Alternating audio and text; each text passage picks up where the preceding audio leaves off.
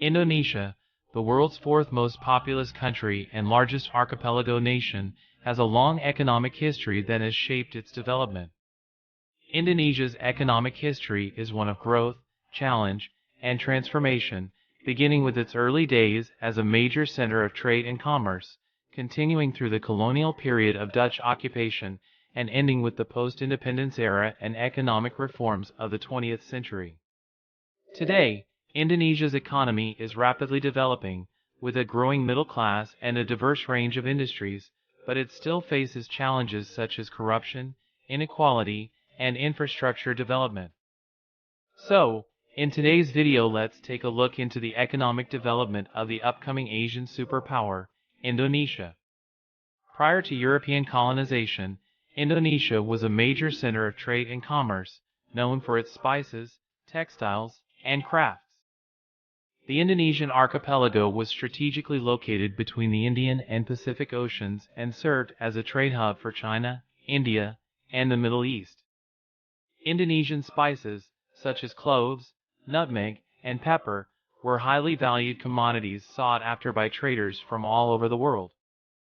Indonesian textiles and crafts, such as batik and wood carvings, were also highly valued for their beauty and quality.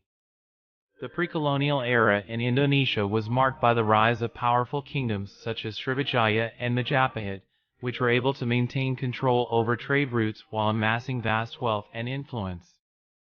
The Dutch East India Company, VOC, established a system of forced labor and monopolies on key products in Indonesia during the Dutch colonial period, which lasted from the 17th to the 20th century.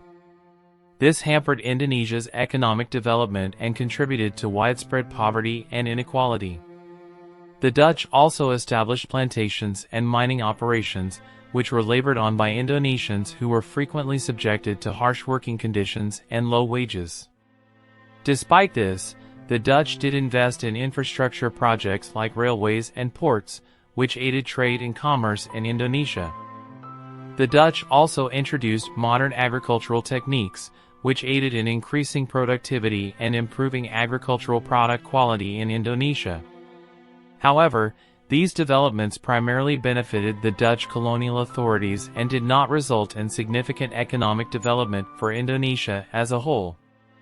Following Indonesia's independence from the Dutch in 1945, the government pursued an import substitution policy in order to develop domestic industries and reduce reliance on foreign imports. This policy entailed imposing high tariffs on imported goods while subsidizing domestic industries. Initially, the policy was successful in encouraging the growth of domestic industries such as textiles, cement, and consumer goods, reducing Indonesia's reliance on foreign imports. However, import substitution resulted in a loss of competitiveness and inefficiencies in the economy over time. Domestic industries that were shielded from international competition did not have to improve their efficiency or innovate in order to meet global standards. As a result, these industries became less efficient and less capable of competing in global markets, stifling Indonesia's economic growth and development. Furthermore, the government's economic policy of central planning and control resulted in corruption, inefficiencies, and a lack of transparency in economic decision-making. This hampered private sector development and investment, further limiting Indonesia's post-independence economic growth. Indonesia underwent a period of economic reforms in the 1970s and 1980s aimed at increasing competitiveness and promoting private sector-led growth. The government implemented a number of policy changes during this time period to promote economic growth and development. One of the most important reforms was the liberalization of trade and investment, which allowed foreign investors to compete with domestic companies in the Indonesian market. This increased competition, as well as the transfer of technology and know-how from foreign to domestic firms. Along with liberalization, the government deregulated many industries, making it easier for businesses to start and operate in Indonesia. This aided in the reduction of red tape and bureaucracy, making the country more appealing to investors. The government also took steps to improve infrastructure, such as building roads, airports, and seaports, which aided trade and investment. This infrastructure development also aided in connecting the country's various regions and promoting economic development in previously isolated areas. However, economic growth during this time period was not without its difficulties. Rapid growth also resulted in inflation and increased income inequality, resulting in social tensions and instability. Furthermore, the reforms were chastised for benefiting only a small group of elites while ignoring the needs of the poor. Overall, the economic reforms of the 1970s and 1980s had a significant impact on Indonesia's economy, paving the way for a period of sustained growth and development. The late 1990s Asian financial crisis had a significant impact on Indonesia's economy.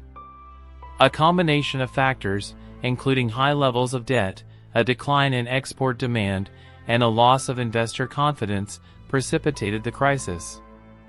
As a result, Indonesia's currency, the rupiah, depreciated sharply, causing inflation to skyrocket and causing many Indonesians' living standards to plummet.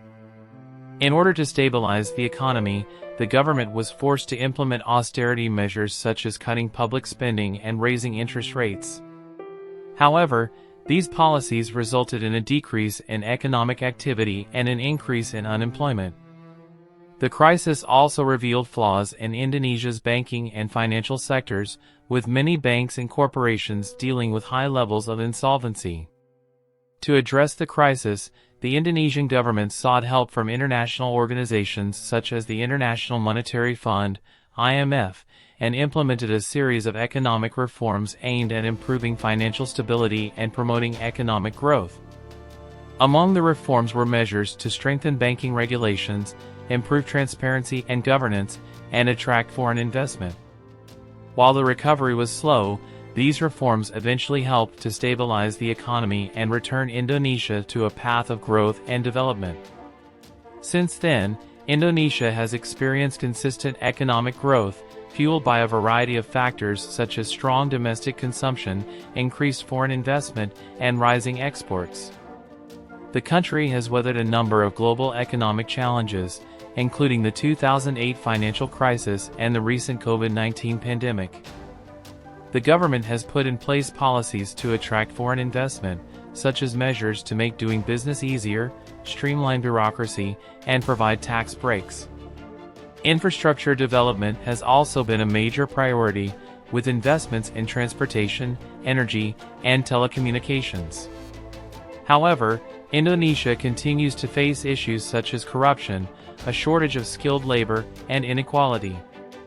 To address these issues, the government has launched a number of initiatives, including anti-corruption campaigns, education and training programs, and social welfare programs to assist vulnerable groups. With a large and growing population, abundant natural resources, and a strategic location, Indonesia's economic potential remains strong. The government's ongoing efforts to encourage investment, improve infrastructure, and address socio-economic challenges are expected to support long-term economic growth and development. Indonesia's diverse range of industries has contributed to its economic growth, and the country is the world's largest producer of palm oil, a major exporter of coal and natural gas, and has significant renewable energy potential. Indonesia's geographical advantages, including access to vital trade routes and shipping lanes, have also elevated it to the forefront of regional security and diplomacy. Despite these benefits, Indonesia faces challenges such as corruption and inequality. However, with ongoing efforts to address these issues, the country's economic potential remains promising. With that, let's end the video. This is Visionomics, signing out.